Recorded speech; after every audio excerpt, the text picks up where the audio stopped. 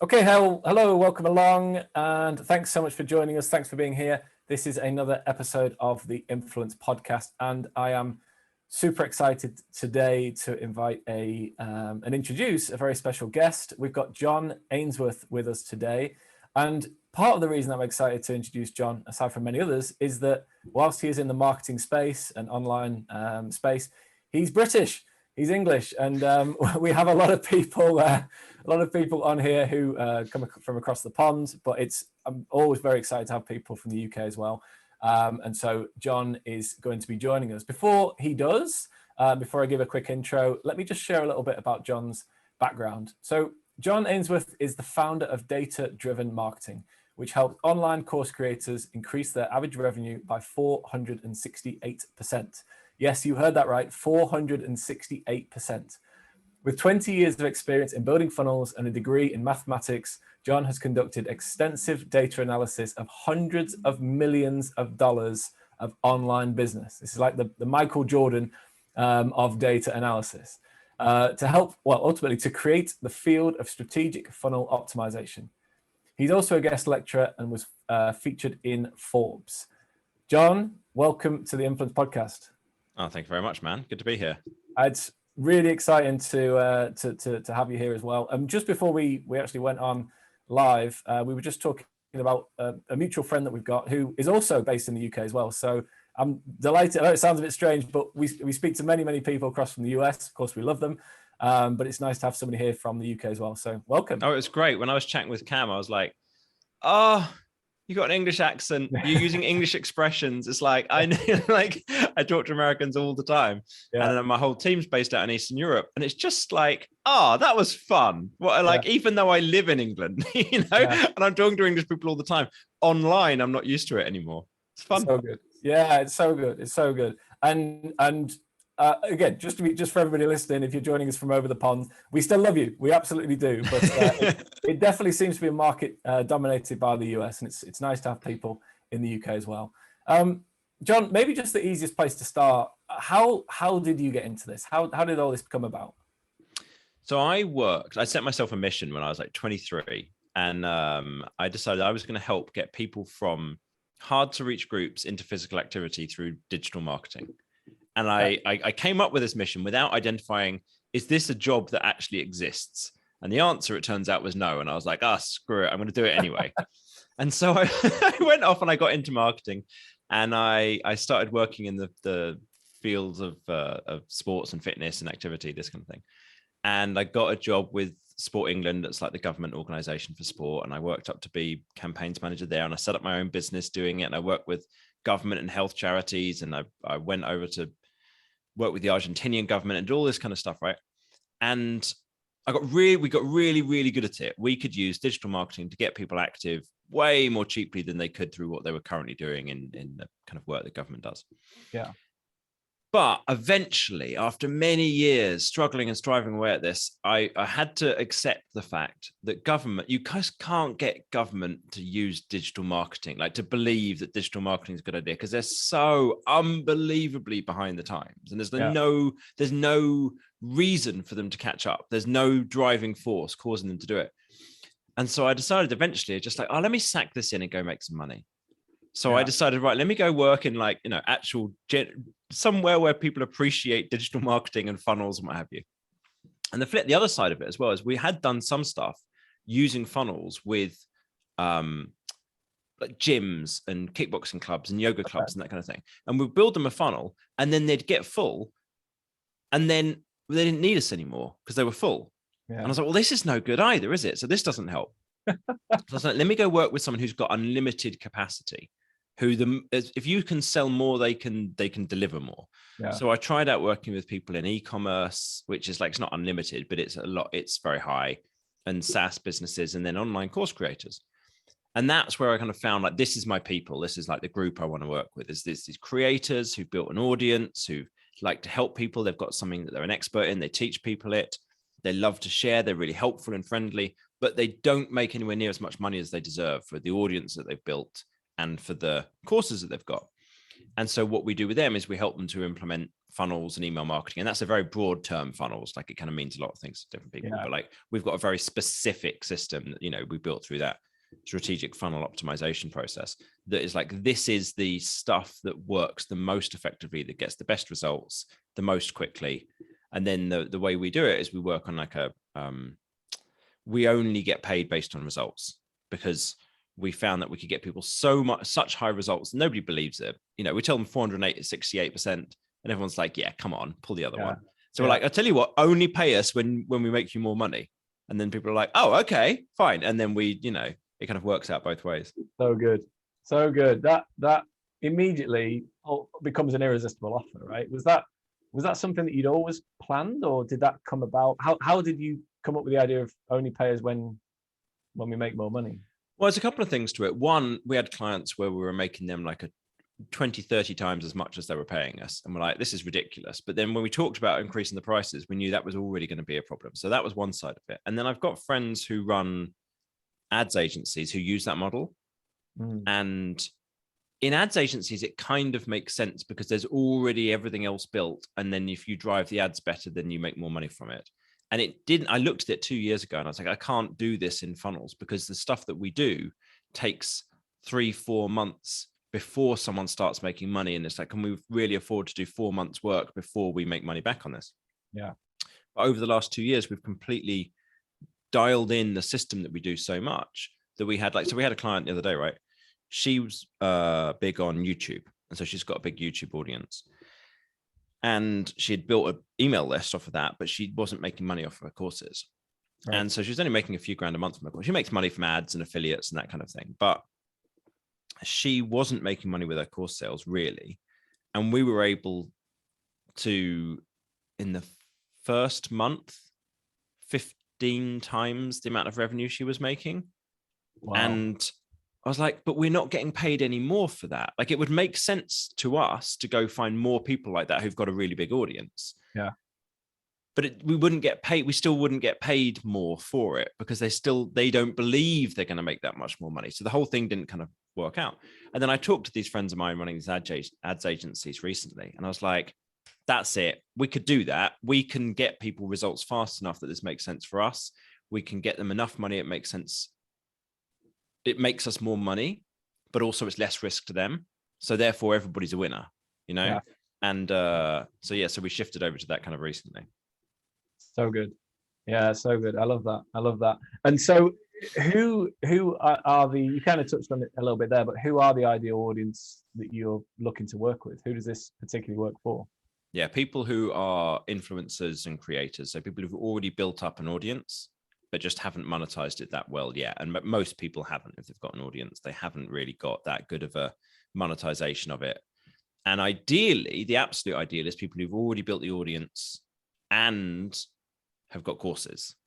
Now, we'll work with people even if they haven't got courses yet. If they've got a big audience, if they've got like, you know, a couple of 100,000 website visitors a month, or they've got an Instagram, you know, a Instagram audience of a few 100,000 people or something, but they haven't got courses yet, we'll work with those guys too. But the easiest one is someone who's got an audience and courses, but they haven't got email marketing and funnels in place, because then we can just rock up and do our thing and smash it. I love it. It's so good. It's so good. Do you feel that model, the idea of pay us when you make more money, do you feel that that's kind of the way forward for most businesses? Does it totally depend on the business model? What are your thoughts? I think most people are very well off if they're running agencies charging not based on results, because most people aren't very good at getting results. You know, honestly, like there's just so many people who just do a half-assed, like they've got 3 or 4 case studies of the ones that really worked, and then loads of other people it doesn't work for, and they're okay with that, and people turn up and pay them for a bit and then they leave. And most agencies have got a business model that's based around people leaving in like 3 to 6 months and moving on most of the time. And so those guys totally shouldn't charge based on results. But I think it's a great one if you can deliver on it.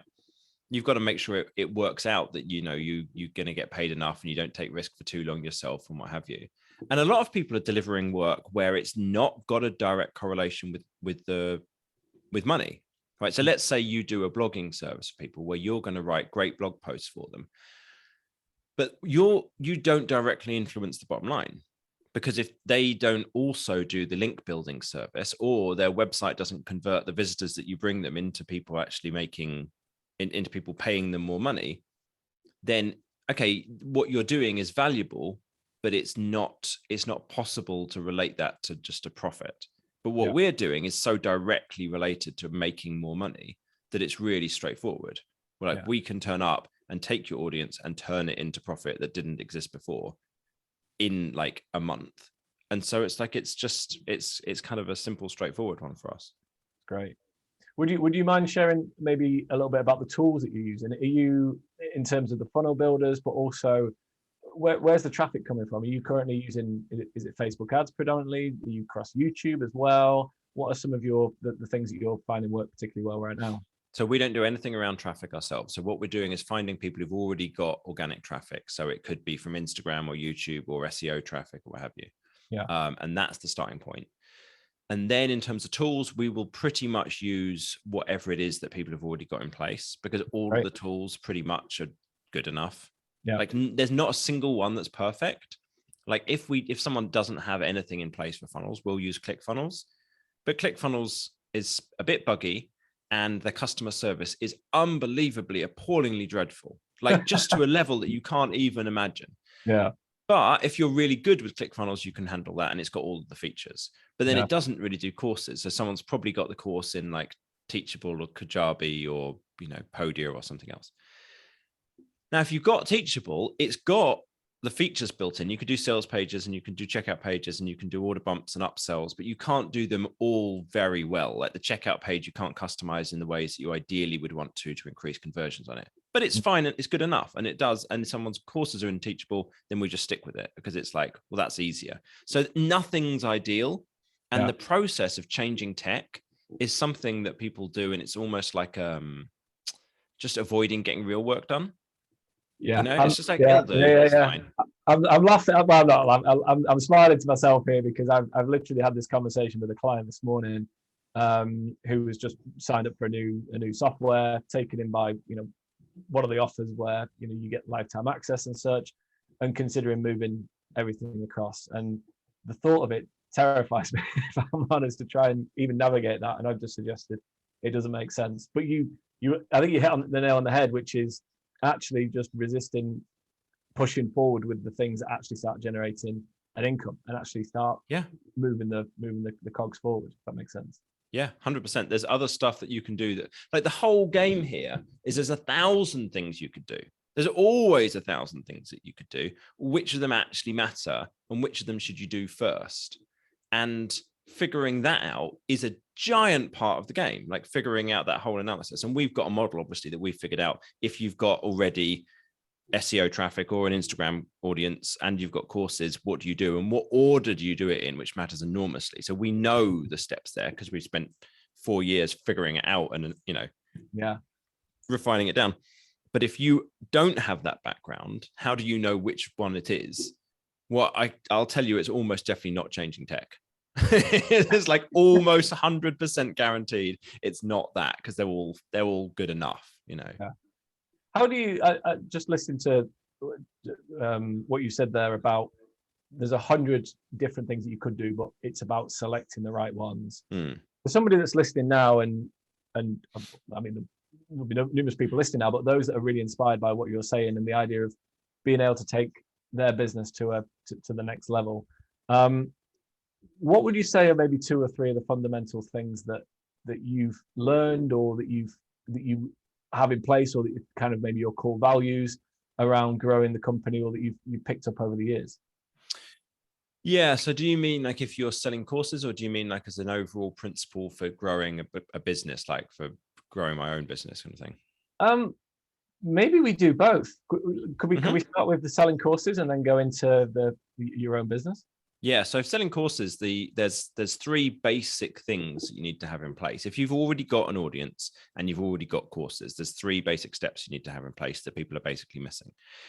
And they are, you want to increase the average order value. You want to increase the amount of revenue you make per sale. Okay. That's the first one to do. Do it before you do anything else.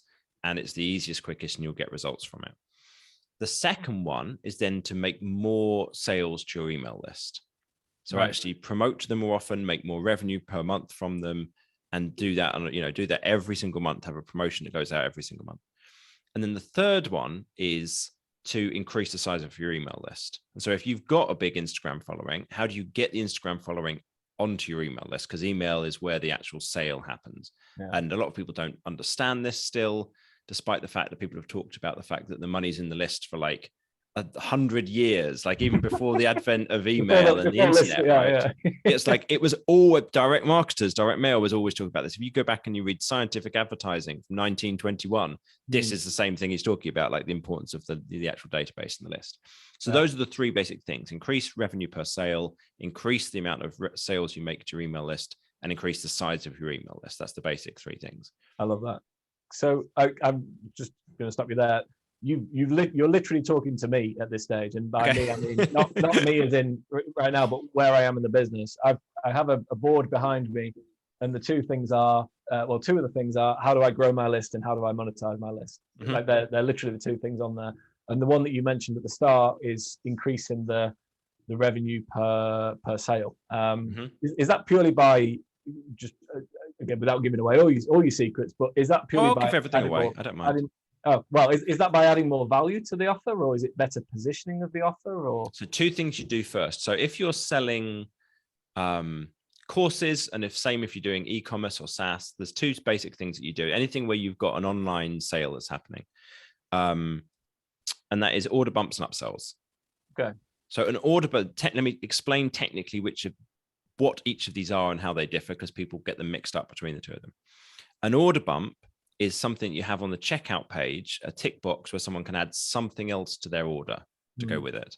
Yeah. An upsell is on the confirmation page. So someone has finished checking out, they've pressed submit, the order's gone through, the confirmation page comes up, and it gives you the chance to buy something else there as well. And they technically are called these different things, order bumps and upsells, and the way that you position them and what you do with them differs. The basic principle is you're selling people something else. That's the very basic principle. That's the same, but technically they're different. Order bumps is super, super easy. It's like the 80-20 of the 80-20. It's unbelievable. Yeah. It always works. It's phenomenal. And almost nobody does it. Like 99% of people don't do it. And so I had a client, he signed up with us for our coaching program. And before I told him to do this, but I was going to cover it in the first coaching call. Like I just had the free strategy call with him. And he came on the first coaching call and he'd already done it. He'd gone into Kajabi, he'd found the feature for order bumps, and he'd set something up. Yeah. And that was like 3 or 4 days before the first coaching call. And he was like, but I mean, I doubt it'll work. It's not going to work, is it? He's thinking. Well, he does it anyway because he was very coachable and he listened to me. He did it. And then same afternoon, he started making sales. And he was like, what? And then he started getting upsell sales as well, because he set that one up as well. Yeah. So the order bump, you've got like 2 lines of text describing what the extra thing is, and you sell people something else that goes with what they're already buying. And you could do the same principle in service businesses, but it's delivered very differently. So that's kind of a different angle.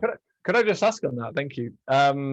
So I'm almost tempted to share a link to a page that might have some of these examples on, because what you're describing is super valuable. Maybe we'll talk about where people can find more information shortly. Would you, and again, personal question, because I'm being a bit selfish, but we're here, so I'm going to do it. Would you also include things like order bumps and upsells, even if you're delivering off a live webinar, or do you think that that's not necessarily the time and place? Yep, 100%. You would? Okay. Yeah. So if you're selling from a live webinar and you're pointing people to a sales page, you'll generally have a shorter version of the sales page than a regular one, but you'll then still send them to a checkout page. On the checkout page, you have order bumps. On the confirmation page, you still have upsells. 100%. Yeah. Right. Okay. Interesting. So I've got a client, right? He had a course. It's normally $1,000, reduced it down to 600 for after the webinar. And he asked me like, well, what do I do? Like, what's the perfect launch? Because he'd do launches for this thing. And so I talked to him through like every step in the perfect launch. And I said, but don't do it. He's like, what? I said, don't do it because you haven't done order bumps yet. And he's like, yeah, but that's like, come on, I want the advanced stuff. I'm like, you aren't doing the fundamentals. You don't even know how to put your trainers on properly yet. You can't go play basketball. You can't ask me how you're going to do a triple twisting, reverse dunk. You have to dribble the ball properly first. So he set up the order bump, and he made an extra $100,000 a year. Madness. And it's like, he was like, all right, cool. You know what you're talking about. Yeah. These people as well, that they must be, I guess it depends how you take good news, right? Do they, after they see this, are they delighted, or are they almost kicking themselves that they didn't meet you sooner? Yeah. Right. There's a bit of both. There is a bit of both. Yeah. Yeah. I can imagine. So I'm just to wrap this up, I'm conscious of time, but I'm fascinated by that. So thank you. So the three key areas to increase, or for people to start, first is to increase the revenue per sale. Yeah. You mentioned that is order bumps, which are like check boxes on the order page that people find, and then also upsells, which are on the confirmation page, that add, if you like, additional value or get additional support or training or whatever it may be that's relevant for the audience. The second thing was to increase the percentage of email subscribers that buy, and then third was to grow your list. Ultimately, that's the key thing. Awesome. There's so much value in there already. I'm smiling because I love it. It's the kind of thing that people know, right? But well, maybe they don't know. I'm not sure. But a lot of the tactics that we're teaching people, it's very, very much about, like, a lot of our job with our coaching clients is telling them not to do things that aren't on the list. Right. People are like, oh, I've got this idea. I'm thinking of doing this challenge or this webinar, or I want to change this tech and whatever. And we say, no, don't do that. That distracts you from doing the thing that's first, which is order bumps. Or if you've done that, from doing upsells, or if you've done that from, doing the regular email promotions. And these are the things that we have done the analysis. We have tracked every single marketing tactic. We know exactly how long everything takes to do. And we know how much money it brings in. And these are the ones that have the biggest impact. So if you're doing something else, that means you're not doing this, which means you're going to make less money. Yeah. So do this and don't do anything else. And I get that that's difficult. And that's why, people pay us for the coaching and the support and what have you around it. But it's true. Yeah. Yeah, absolutely. You mentioned with the, just one more on that, if I may, and then moving on. You mentioned about the promotions to the list and launches to the list on a regular basis.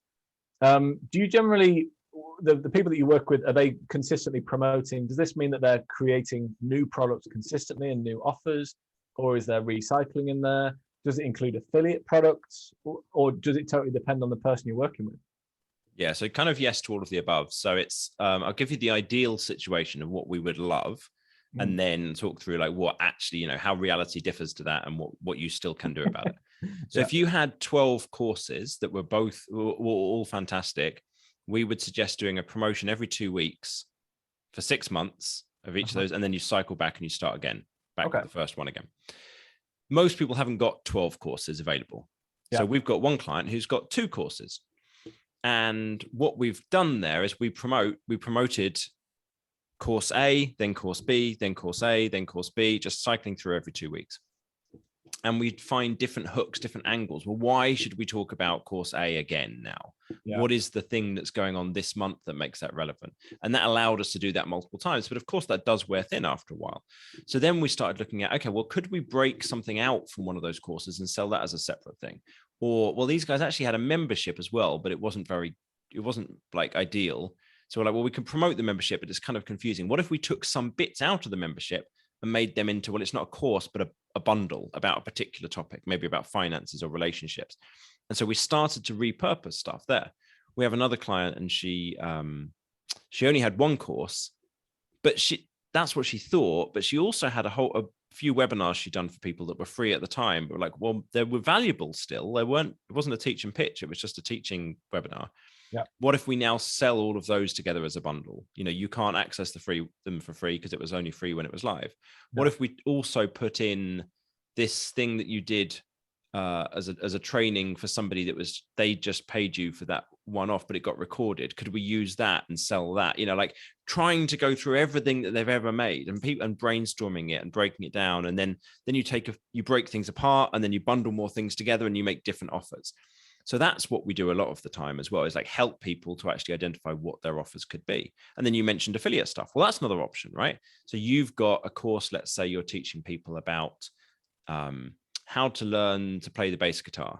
But what you don't do is you don't teach musicality, or maybe you don't teach singing or drums or anything, but some percentage of your audience are also into that, and it's a smaller percentage and it's not quite perfect. Or maybe you teach beginner bass guitar, but actually you could have a more advanced one, or you could have a specific musician come in and teach something that's, you know, how to play in their style and the way they do it.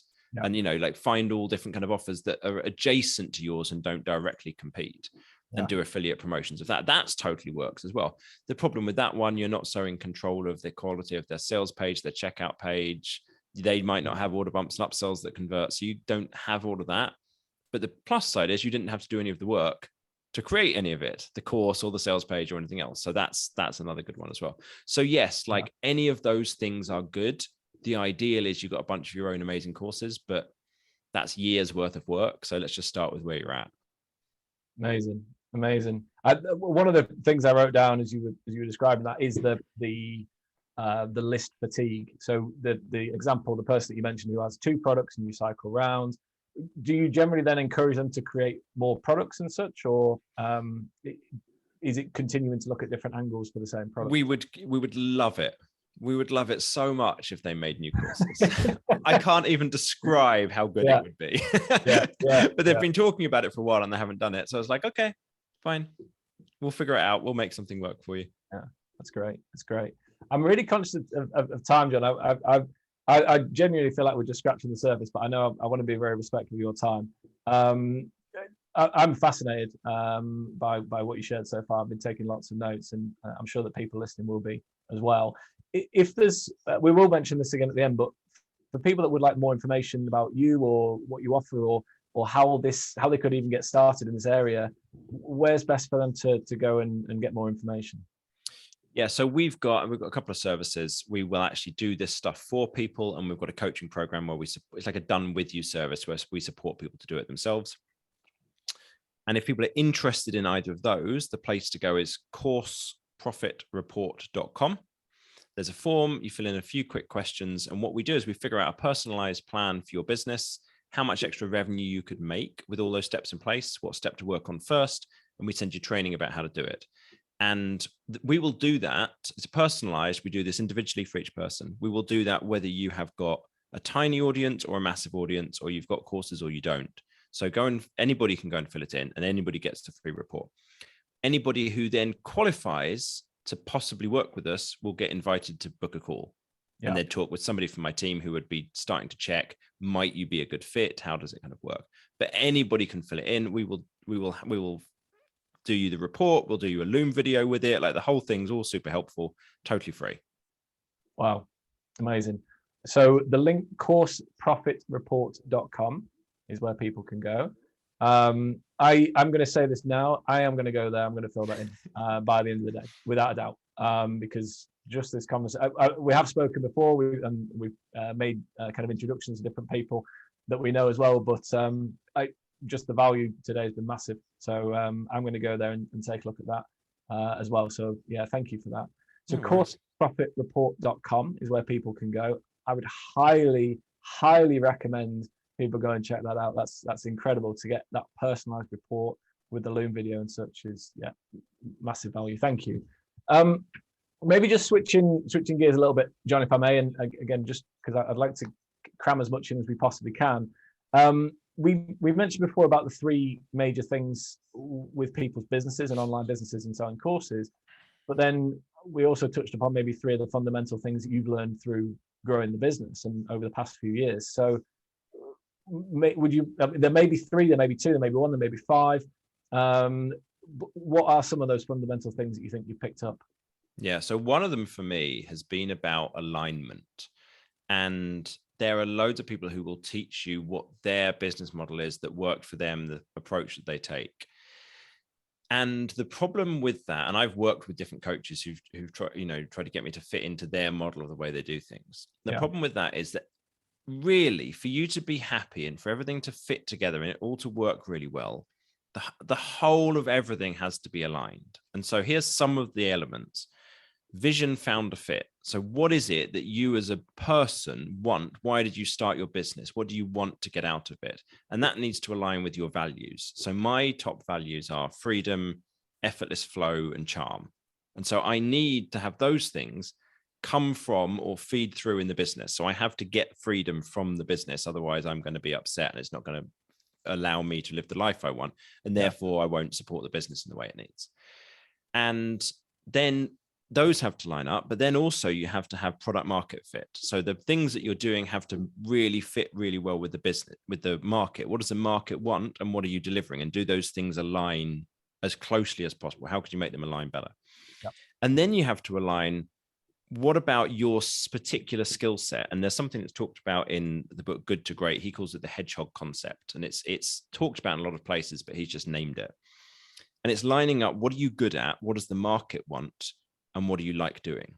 And how do you find the sweet spot in the middle of all of those things? And then once you've got that, well, which business model then works for you? So for us, we're obsessed with results, like obsessed. Lots of people will say that like, oh, everything's all about getting client results. And then they'll do stuff that's like, yeah, but we did this because it's what the client wanted. We won't. We just won't do things as what the client wanted. We're like, it's not what's going to get you results. We're obsessed about it and it causes us problems.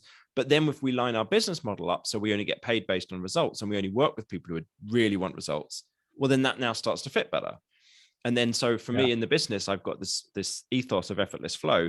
What I need to hire people, this is like, it's a level beyond excellence where everything seems like it's easy because it works so well. I have to hire people in the team who are obsessed with excellence. And then I have to give them the resources, which like everything has to line up. And there's thousands of these little bits to all get right. And it's so hard. But if you aren't doing that, then you feel uncomfortable, or you're not in line with your values, or you're not doing the things that you really care about, and or the market doesn't respect what you're delivering, and blah, blah, blah, all of this. But when you get it right, it's awesome. Yeah. And that's one of the things I've spent the last couple of years really starting to get to understand and line up and figure it out and what have you. I love that. Thank you for that. You mentioned a book as well. So was that Good to Great? Yeah, Good to Great from Jim Collins. This guy did a study of, he went through and looked and found a load of businesses that had absolutely exploded and done incredibly well and like done 5 to 20 times as well as the market. And he found other businesses to compare them to that were almost identical to them, as close to identical as he could possibly find, who hadn't done nearly so well. And he looked at what's the differences between them. Yeah. And he did this study of, it took years and years to do it, very academic researcher. And out of it, he came up with a number of items of things that that looked like they were common between the businesses that were really successful, that allowed them to go from being good to being great. And one of them was this hedgehog concept. I love it. I love it. I will put that link to the show to that in the show notes. So Good to Great by Jim Collins. We'll share that in the show notes for people. We're coming up on time, and John. And one of the things I was going to ask is actually, is there a particular book that you would recommend? Would it be Good to Great, or do you have a different one in mind? There's 2 books that I just obsessed with. And I give these away to people all of the time. One is the Daily Stoic, and it's a collection of meditations or thoughts and concepts from different Stoic philosophers. So Marcus Aurelius, Epictetus, and Seneca mostly. And they've been compiled 1 per day, and they're all pretty short. Like each of them fits on a page.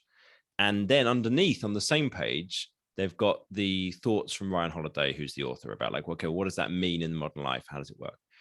And I would read every morning one of these quotes, and it just helps you to stay a little bit more centered, to focus on the stuff that's under your control and not focus on the things that aren't under your control, and to just feel calmer and more in control of your life and just be a little more kind of zen.